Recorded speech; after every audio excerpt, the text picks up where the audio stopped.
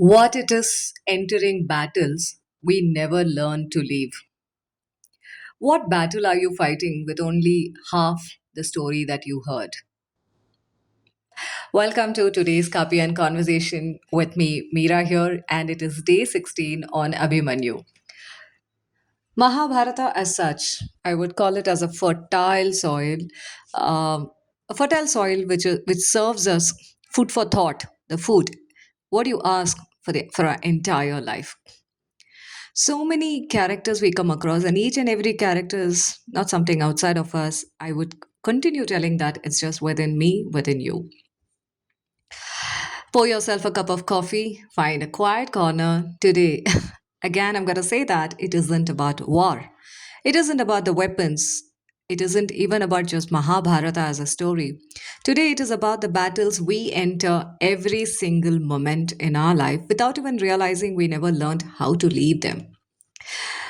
Have you ever walked into an argument convinced you knew everything, only to realize much later you knew not even one side of it? Have you ever started a relationship believing, love alone was enough, without knowing what commitment actually it demands? What is it about, like accepting a job because it looked exciting, only to discover the part nobody had actually spoken to you about, or rather you didn't ask about? You become a parent. I become a parent, of course. Thinking raising a child meant feeding, schooling, and protecting, only to realize later, or for many parents that I have heard, which we do not want to get into, is what we keep promising. Like, I think every generation of parents keep promising this. That parenting was also unlearning yourself. Many of our hardest struggles begin this way, not because we are weak, but because we entered with only half the story. Abhimanyu, most people remember him for one thing. He knew how to enter the Chakravyuha, but he did not know how to come out. That image has survived for generations. That story is just in our DNA, and it's getting, what to say, in the form of a legacy transferred year, generation after generation. Yet today, I want to leave the battlefield aside. Instead, I want us to think about something else. What happens when life teaches us only how to begin, but never how to finish? Think about it. Our world celebrates beginnings. First day at school, first day salary, the first business, the first love, the first promotion, the first house, and the first marriage, first child. Everyone claps when we enter. Almost nobody teaches us how to stay there. Everyone will be behind you. When are you going to have your child? Everyone will talk about, okay, you've completed your studies. What are you going to do next? Once you pick up that next, they're just going to wish you. But after that, almost no one, nobody teaches us how to stay or how to leave gracefully when something no longer serves us. As children, many of us were taught be successful, be respectful, work hard, never give up, keep everyone happy. Yes, I've heard that. I hear that even now. These are beautiful lessons, of course, but sometimes they arrived without the second half. Work hard, but also know when to rest. Help others, but know when to say no to them. And help yourself. Stay loyal, but not at the cost of yourself. Forgive, but not to invite that repeated harm. Gotta dream big, but learn to change direction when the dream changes you.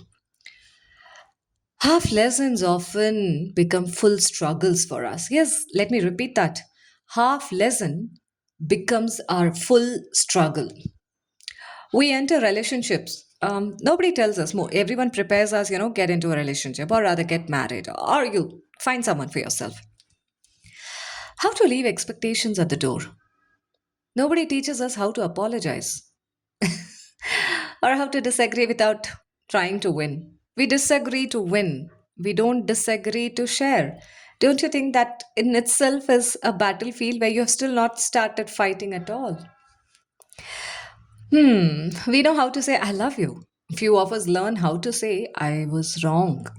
Very few of us. Or this relationship has changed me. How many times have you said that? Or I need help. We enter. We never learn to exit old versions of ourselves. Careers are like that too. We prepare for interviews, we learn skills, we update resumes, but who teaches us how to recover after the failure? How to recover after the interview failure. How to recover when somebody is thrown out of the job. How to recover when the relationship is still not happening and we still hold on to that. How to recover despite so many hardships in that particular relationship. You keep forgiving, but you've forgotten yourself. Who teaches us? Isn't it again like getting into a chakravyuha but don't know how to get out? Getting out is always not about breaking up the relationship. Getting out always is not about ending a stint with an organization. Getting out is not about putting a full stop to everything. Getting out is to bring an awareness to our own self, to give that awareness to others that, hey, this is what I can do. This is something I don't know I will not do. Getting out is also communication. Sometimes we stay in jobs we no longer love because we only learned how to get there, not how to move beyond that. Families carry half stories. A child watches parents. The child learns silence, anger, fight, frustration, stress, responsibility at the cost of self, forgiving, never forgetting, or rather, forgetting to forgive yourself. Years later, the child becomes an adult without questioning. They repeat what they saw. Not because it was right. I did that, you did that. We are still doing that. Might be when an awareness comes in, we just be quiet. But again, what happens? That piles up and builds into a volcanic eruption. You're not getting out of the chakravyuha, you're getting deep inside it. Sometimes our biggest battles were inherited before they were chosen. What did Abhimanyu really carry? Like, imagine, not a warrior, just a young person walking into something much larger than himself, believing what he knew was enough. What he knew was enough will be enough if he knew to enter as well as to exit. Figuring out is important, but not all the time. When you are on the battlefield, once you figure out, but the entire battle is not dependent on figuring out. How many of us have done exactly that? We entered adulthood with childhood tools, marriage with those movie expectations, or sometimes marriage has been to escape your own parents. Many of them do that. Leadership with or without those skills or experience. Parenthood with borrowed advice. Friendship with those unspoken fears. We entered confident until life revealed the missing chapters. The battles we never leave, I want to talk about this. Like for example, some people are still trying to prove themselves to someone who stopped watching years ago. Some are still arguing with a teacher from childhood. Some still carry one sentence spoken 20 years ago. I have been hearing that. You cannot call this thing normal. Some still fight to become good enough. The battlefield ended. The battle never did. Because no one showed us how to walk away. Yes, walking away is also a grace. Maybe the real courage, we often admire people who enter difficult situations. Perhaps equal courage belongs to those who know when to stop fighting. That's grace, I would call it as. When to stop explaining, when to stop convincing, when to stop, caring and caring also, and stop proving. Leaving isn't always quitting, sometimes it is wisdom. Like your own chakravyuha, let me talk about. Maybe yours isn't made of warriors. You don't have Duryodhana, you don't have Kauravas, you don't have the Mahabharata battlefield there.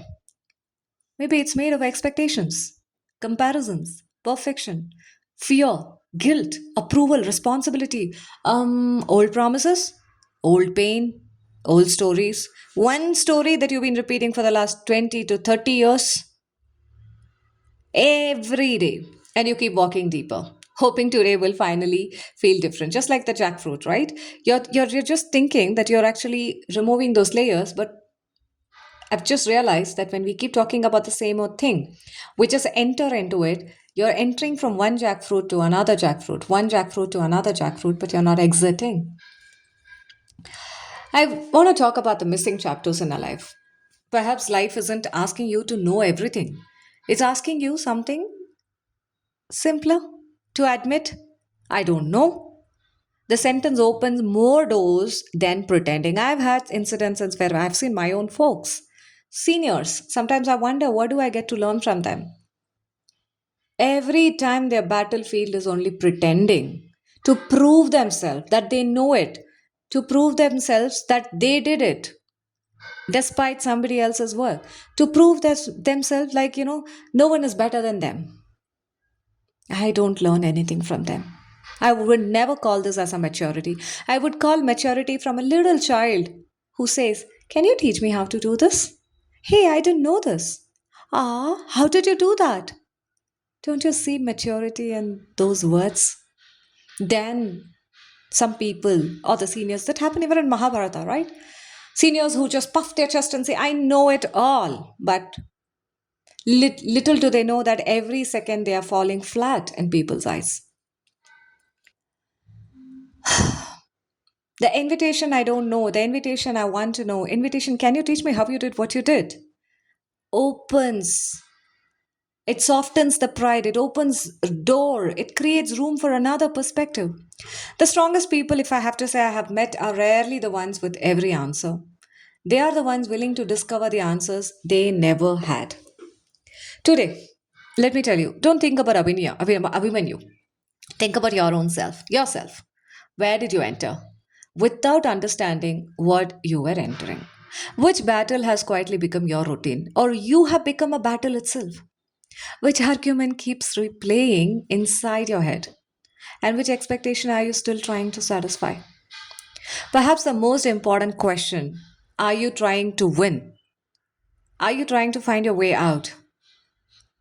Peace doesn't begin when the battle ends. Peace begins when we stop believing we must fight every battle. Maybe Abhimanyu's story isn't only about courage, maybe it's also about incompleteness, about the danger of believing that one chapter is the whole book. Yes, let me repeat that, about the danger that we believe that one chapter is the entire book. Life will always have lessons we haven't learned yet. There is no shame in that. Absolutely. Today, when I'm going to meet you, or if I meet any of my listeners and they say, Mira, what is this? What have you recorded?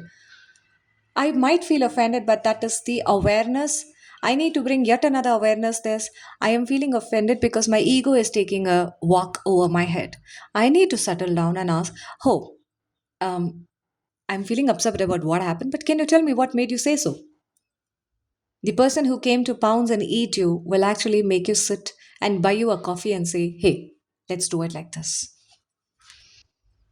I learned it hard way. I still remember the battles that I keep fighting. Now I wonder, why do I really have to fight? That's not even my battle. It is my elders' battle. Why am I fighting for it? Sometimes, the seniors whom I've come across, they have built their nest, they have done everything, but when it is our time to create our own nest and our own life, they bring about their presuppositions and don't let us move ahead.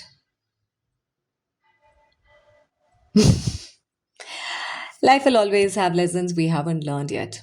There is no shame in that. Let me say that again. There is no shame in that. The only danger is believing we already know enough. I want to, share this word, like we think there is one chapter and we think that's the entire book.